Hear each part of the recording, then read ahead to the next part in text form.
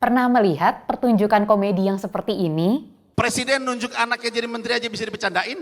Masa zaman sekarang presiden jadiin anaknya wapres, nggak bisa gue bercandain? Boleh nggak?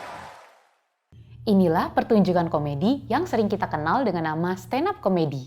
Tidak hanya mendatangkan tawa dan awareness, tapi juga mendatangkan keuntungan yang besar bagi para pelaku bisnisnya. Wah, kok bisa ya? Mau tahu? Mau paham? Sini, tak kasih paham.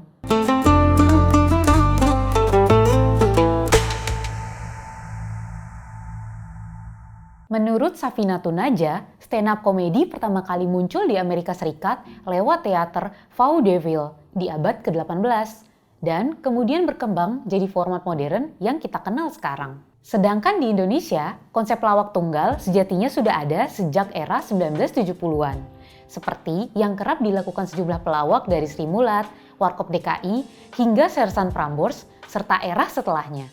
Hanya saja pada era itu, istilah stand-up komedi belum populer seperti sekarang. Komedian Ramon Papana dianggap sebagai salah satu pelopor stand-up komedi atau komedi tunggal di Indonesia. Sejak tahun 1997, Ramon aktif menggelar stand-up komedi di Jakarta, tepatnya di Comedy Cafe. Kepopuleran stand-up komedi di Indonesia mulai menarik perhatian publik di tahun 2011 dengan lahirnya komunitas stand-up komedi Indonesia yang digagas oleh Ernest Prakasa, Rian Adriandi, Raditya Dika, Panji Pragiwaksono, dan Isman H. Suryaman. Dari situlah kemudian muncul sejumlah kompetisi komedi tunggal seperti Suci, Suca, dan lain-lain yang melahirkan komika-komika terkenal saat ini. Tidak seperti pertunjukan komedi biasa, stand-up komedi identik dengan satu hal, yaitu kritik sosial. Salah satu komika asal Amerika Serikat, George Carlin, merupakan komika yang aktif mengkritik pemerintah dan menyampaikan komedi satir tentang masyarakat. Sedangkan di Indonesia, kita tentu saja mengenal Panji Pragiwaksono yang turut mengangkat isu sosial dan menyampaikan kritik lewat stand-up komedinya. Oke lah komunis itu salah, tapi ngebunuh orang karena dia dianggap komunis tanpa lewat sidang, kan tetap salah.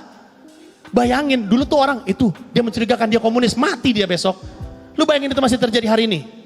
Hari ini masih kayak gitu. Gua stand up nih gak lucu nih misalnya. Terus lu ngomong sama temen lu, si Panji gak lucu-lucu amat ya? Iya. Komunis tahu dia, mati gua besok. Nah, kalau dari segi ekonomi, menjadi stand-up komedi bisa dibilang profesi yang menjanjikan, baik untuk pelaku maupun bisnis lain di sekelilingnya. Sebuah studi menyebut live comedy atau stand-up comedy bisa menghasilkan lebih dari 1 miliar euro per tahun di Inggris.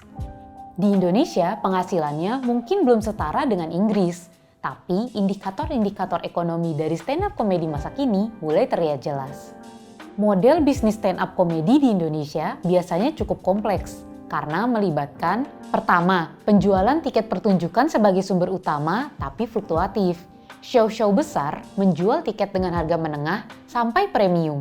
Kedua, hosting event dan speaking gigs sebagai tambahan penghasilan. Ketiga, konten digital, video YouTube, podcast, dan klip highlight di media sosial memberi potensi pendapatan tambahan lewat iklan, sponsor, dan paid content. Terakhir, sponsorship dan merchandise terutama ketika komika telah memiliki brand yang kuat. Selain itu, penyelenggaraan stand-up comedy juga bisa menggerakkan pendapatan lokal lainnya. Mulai dari sisi akomodasi dan pariwisata, pendapatan untuk pelaku usaha makanan dan minuman, hingga membuka lapangan pekerjaan di wilayah tertentu tempat acara stand-up comedy tersebut berlangsung. Selain itu, pemerintah melalui Kemenparekraf bahkan mendukung acara seperti stand-up fest untuk memajukan ekosistem hiburan ini, menunjukkan pengakuan institusional terhadap nilai ekonomi dan budaya komedi. Walaupun begitu, menjadi stand-up komedi tidak selalu mendatangkan keuntungan. Banyak juga nih tantangan dan kendala yang harus dihadapi. Seperti pendapatan yang tidak konsisten, masih ketergantungan pada kota besar, sponsor atau kolaborasi yang belum merata, komodifikasi materi komedi yang masih belum optimal, dan ketidakpastian event saat krisis ekonomi, bahkan ancaman kriminalisasi stand-up komedian masih menghantui sampai saat ini. Tidak hanya mendatangkan tawa dan kesadaran sosial, stand-up komedi bisa menjadi peluang ekonomi yang konkret. Jika Inggris bisa menghasilkan 1 miliar euro dari industri ini, stand up comedy di Indonesia juga bisa di masa depan. Asal bisa dapat dukungan cukup dari berbagai pihak dan kebebasan berpendapat yang tidak dibatasi.